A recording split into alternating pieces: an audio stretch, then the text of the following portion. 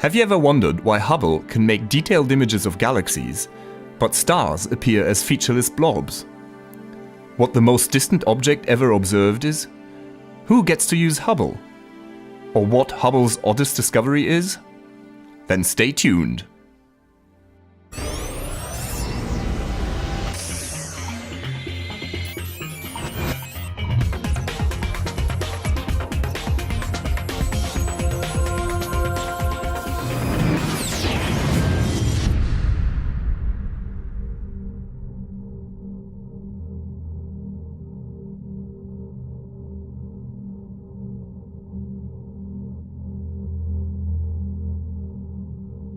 Hello and welcome to the Hubblecast.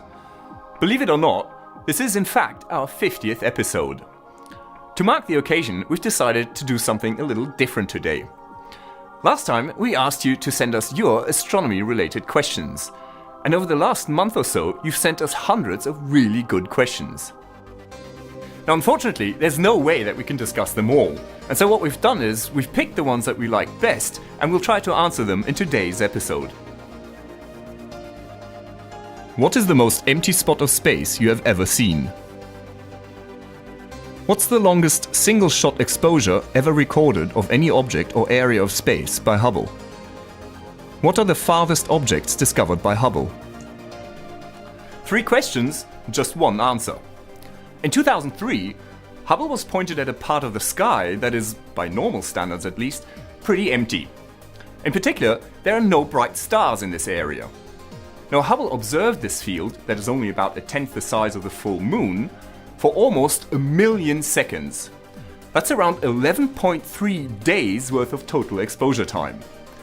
The result is an image that we call the Hubble Ultra Deep Field, and it is in fact the deepest optical image of the universe that humanity has ever produced.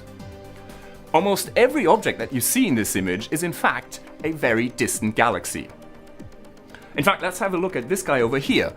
This is galaxy UDF-J 39546284. Boring name, I know, but the point is that this is probably the most distant object ever discovered. Now, its distance isn't 100% confirmed yet, but it's believed to be so far away that the light took something like 13.2 billion years to reach us. That's around 96% of the age of the universe. How do you prioritize what Hubble photographs? Now, once a year, all the astronomers that want to use Hubble apply for observing time by submitting proposals that contain detailed descriptions of the scientific questions they want to address and the data they need. Now, the total amount of observing time requested by all of the proposals is always much greater than the total amount of time that is actually available. And so there's a committee of astronomers that looks at all the proposals and ranks them according to their scientific merit. And it's only the best 10 to 15% of the proposals that actually get executed. If Hubble can zoom into distant galaxies with striking detail, why can't it point the same cameras to a nearby star and map its surface in recognizable detail? This is the star Betelgeuse. It's a very big star, and it's quite close to us, only a few hundred light years away. This is the galaxy ARP 273, which is about 500,000 times farther away than Betelgeuse. But at the same time, it's about 1 billion times bigger, which means that its apparent size on the sky is still about 2,000 times larger than that of Betelgeuse. Although stars are very close to us, they're just too small, so that being able to see the details on the surface of a star is beyond the capabilities even of Hubble. When galaxies collide and incorporate each other, what happens to the black holes? Do they eventually merge into one giant black hole? Yep, that's pretty much what happens. As Hubble helped us discover in the 1990s, we think that almost all giant galaxies contain a central supermassive black hole. In addition, galaxy collisions are very common. They happen all the time.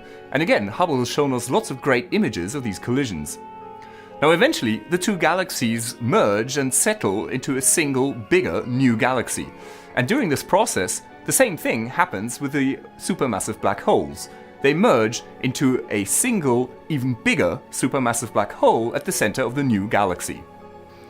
Now, astronomers have made computer simulations of how this process works, but we also have some pretty good observational evidence that this process really does take place. After watching the 49th episode, I was wondering whether there's more dynamics that Hubble could help identify, like gravity lens effects, rotating objects or clusters, collisions and so on. In episode 49, we looked at so-called Herbig-Haro objects, which are jets of matter that are shot out by newborn stars. Now, Hubble was able to film the motion of these jets over a time period of about 14 years. And it is indeed true that over the past 20 years, Hubble's been able to capture the change or the motion of a number of other phenomena and objects. Now, some of these videos have been morphed together using computer software to smooth out the motion. But everything you're about to see is based on real Hubble images. Nearby objects within the solar system show the most impressive movement in Hubble pictures. Planets rotate and their satellites move around their orbits. Like the northern lights here on Earth, Saturn has aurorae and Hubble has watched them dance. Comets and asteroids sweep around the Sun and sometimes even break up. But there are also objects farther away that we can see move. Fomalhaut b was the first planet outside the solar system to be directly imaged in visible light, and images taken 21 months apart show it inching along its orbit. Hubble has also imaged a flash of light propagating through the dust surrounding the star V838 Monocerotis. The distances are so huge that this sequence took 4 years to film, even though it's moving at the speed of light. Cassiopeia A, a cloud of debris left over from a supernova that exploded 3 centuries ago, is still expanding, and Hubble observations 9 months apart show the material moving.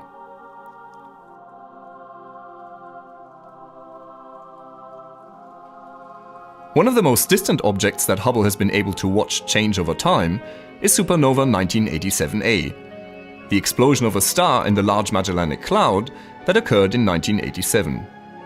Over the past 20 years, Hubble has watched the shock waves spread out and light up the gas surrounding the star.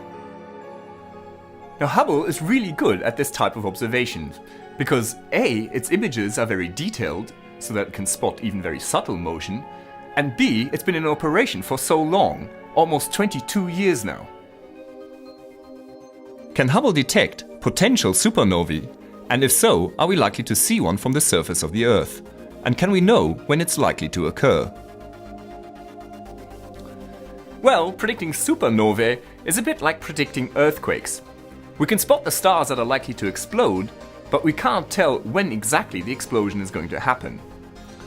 Now, one of the supernovae candidates that is closest to Earth is the star Eta Carinae, which is about 7,000 to 8,000 light years away. Now, this star nearly exploded already in the 19th century. And when Hubble came to image it in the 1990s, the huge gas cloud that was ejected during that failed supernova was clearly visible.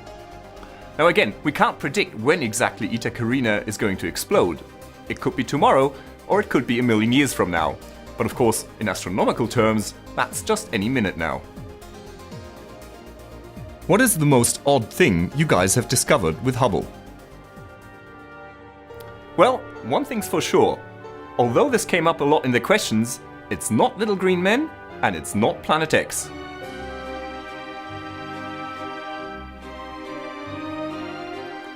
More seriously though, you may have heard that the 2011 Nobel Prize for Physics was awarded for the discovery that the expansion of the universe is accelerating. Hubble played a part in that discovery, and it came as a complete surprise to everyone. Now, such revolutionary and completely unforeseen discoveries are of course very, very rare.